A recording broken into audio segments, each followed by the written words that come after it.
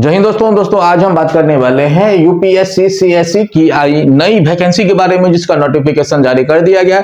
तो आज हम इस वीडियो में इस भर्ती की कंप्लीट जानकारी बताने वाले हैं, तो प्लीज आप लोग इस वीडियो को कंप्लीटली देखते रहिए।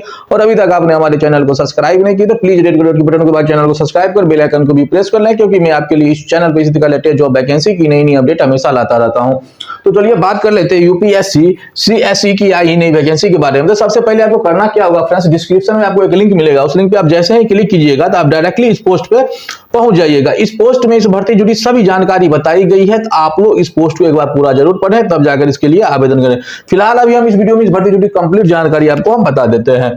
तो यहाँ पे देख सकते हैं union public service commission UPSC के द्वारा यह जो वैकेंसी निकाली गई है, जिसमें जो सिविल सर्विस एग्जामिनेशन सीएसई का जो है पोस्ट रहने वाला है। पद का नाम जो है, पद में आपको काफी प्रकार के पद देखने को मिलेंगे, जैसे IAS, IPS, IFS, उसके बाद सेंट्रल सर्विस के ग्रुप ए और बी के जितने भी पद होंगे सभी पदों पे आपको यहाँ पे भर्ती की जाएगी। विज्ञापन संख्या यहाँ पे देख सकते हैं, विज्ञापन संख्या यह रखा गया है।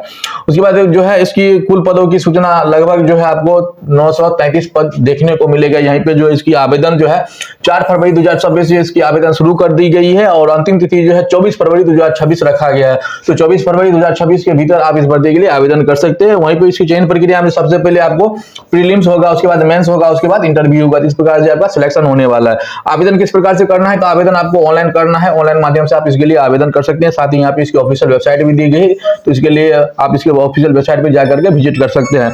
आवेदन जो है आप पूरे भारतवर्ष के जो भी कैंडिडेट होंगे सभी कैंडिडेट इस भर्ती के लिए आवेदन कर सकते हैं।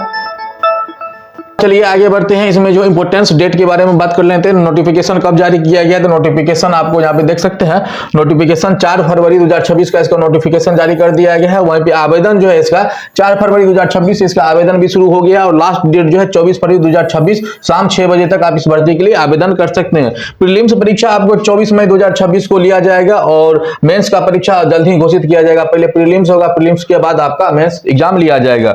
उसके बाद जो है इसके बाद जो है आपको एडमिट कार्ड, सबसे पहले एडमिट कार्ड जारी किया जाएगा। उसके बाद जो है आप 24 मई के प्रीलिम्स एग्जाम दे सकते हैं। चयन प्रक्रिया जो है रिजल्ट आने के बाद उसके बाद जो भी आगे की प्रोसेस होगा उसके बाद जो है आपका चयन होने वाला है। उसके बाद चलिए आगे बढ़ते हैं। वैकेंसी डिटेल में यहाँ पे देख सकते हैं, ऑल इंडिया सर्विस जो है आपको IAS, IPS और IFS सभी यहाँ पे पद शामिल होंगे। उसके बाद सेंट्रल सर्विस ग्रुप ए में IRMS, उसके बाद IDAS, IPOS और ICLS इत्यादि जो भी पद होते हैं ग्रुप ए के लिए ये भी पद शामिल होंगे। सेंट्रल सर्विस ग्रुप बी में जो है ये सारे पद होंगे और कुल पद जो है लगभग आपको 933 पद यहाँ पे देखने को मिलेगा। उसके बाद चलिए आगे बढ़ते हैं, एप्लीकेशन फीस की बात कर लेते हैं। एप्लीकेशन फीस में जो है जनरल ओबीसी और ईडब्ल्यू से कैंडिडेट के लिए आवेदन शुल्क 100 रुपया रखा गया है। वहीं पे महिला SC ST और PWD उम्मीदवार के लिए आवेदन शुल्क निःशुल्क है, वो किसी भी प्रकार का आवेदन शुल्क उसको नहीं देना होगा। उसके बाद भुगतान आप net banking, debit card, credit card, UPI के माध्यम से इसका भुगतान कर सकते हैं। उसके बाद चलिए आगे बढ़ते हैं, एलिजिबिलिटी की बात करें तो एलिजिबिलिटी में क्या मांगा जा रहा है शैक्षणिक योग्यता में, तो शैक्षणिक योग्यता में यहाँ पे देख सकते हैं कह रहा है कि उम्मीदवार के पास किसी मान्यता प्राप्त विश्वविद्यालय से स्नातक पास होनी चाहिए। ग्रेजुएशन पास है तो आप इस भर्ती के लिए आवेदन कर सकते हैं। आयु सीमा की बात करें तो आयु सीमा में यहाँ पे देख सकते हैं 1 अगस्त 2026 के अनुसार जो आपकी आयु सीमा की गणना की जाएगी, जिसमें आपको 21 साल से लेकर के 32 साल के बीच होनी चाहिए और जन्म जो है आपका 2 अगस्त 1994 से लेकर के 1 अगस्त 2005 के बीच में आपका जन्म होनी चाहिए। वहीं पे आयु सीमा आपको छूट भी मिलेगी, किस प्रकार से छूट मिलेगी ये भी चीज यहाँ पे देख लीजिए। तो यहाँ पे बताया गया है कि SC ST के लिए यहाँ पे 5 साल की छूट दी जाएगी। उसके बाद जो OBC कैंडिडेट के लिए 3 साल की छूट दी जाएगी। PWBD के लिए 10 साल का छूट मिलेगा। वहीं पे जो कोई एक्स सर्विसमैन होंगे उसको जो है 5 साल की छूट दी जाएगी। उसके बाद चलिए आगे बढ़ते हैं, सिलेक्शन प्रोसेस की बात कर लेते हैं। सिलेक्शन प्रोसेस में सबसे पहले आपका जो है प्रीलिम्स एग्जाम लिया जाएगा, जो ऑब्जेक्टिव टाइप क्वेश्चन उसमें पूछा जाएगा। मेंस होगा, मेंस में आपको सब्जेक्टिव क्वेश्चन पूछा जाता है। उसके बाद जो है इंटरव्यू होगा और पर्सनालिटी टेस्ट होगा, ये सारे चीज होंगे। उसके बाद लास्ट में आपका मेडिकल एग्जामिनेशन होगा, जिस प्रकार से आपका सिलेक्शन लिया जाएगा। उसके बाद जो है चयन प्रक्रिया, स्कोर बैकअप, यहाँ पे देख सकते हैं कह रहा है कि प्रीलिम्स में क्या क्या विवरण रहेगा।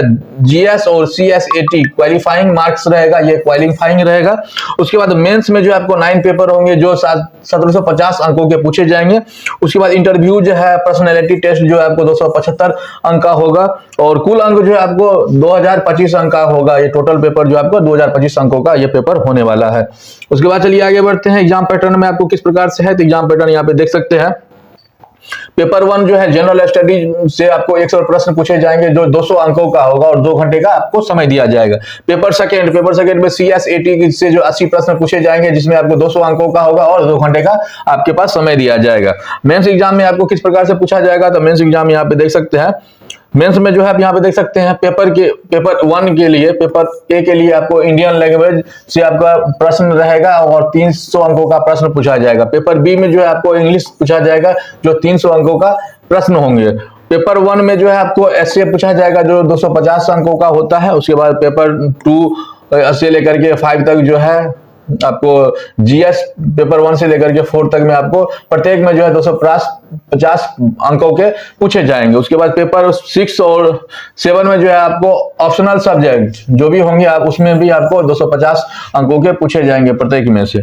उसके बाद चलिए आगे बढ़ते हैं, सैलरी की बात कर लेते हैं। सैलरी में यहाँ पे देख सकते हैं सैलरी काफी बम्पर रहता है फ्रेंड्स। इसमें IAS, IPS और IFS के लिए सैलरी यहाँ पे बताया गया है कि 56,100 से लेकर के 2,50,000 तक ये सैलरी दी जाएगी, वो भी आपको 7वां वेतन के अनुसार। अभी फिलहाल में जो है 8वां वेतन लागू होने वाला है, तो 8वां वेतन होगा तो आप समझ सकते हैं फ्रेंड्स कितना ज्यादा आपका सैलरी होने वाला है।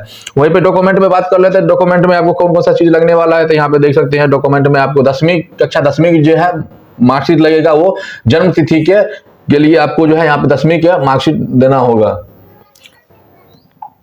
जन्म तिथि के लिए आपको 10वीं का मार्कशीट लगेगा। उसके बाद ग्रेजुएशन का मार्कशीट लगेगा। उसके बाद जाति प्रमाण पत्र, PWD सर्टिफिकेट है तो आप वो भी लगा सकते हैं। Photo, signature, Aadhaar card, PAN card, email ID और मोबाइल नंबर, ये सारे चीज आपको डॉक्यूमेंट लगेंगे अप्लाई के समय।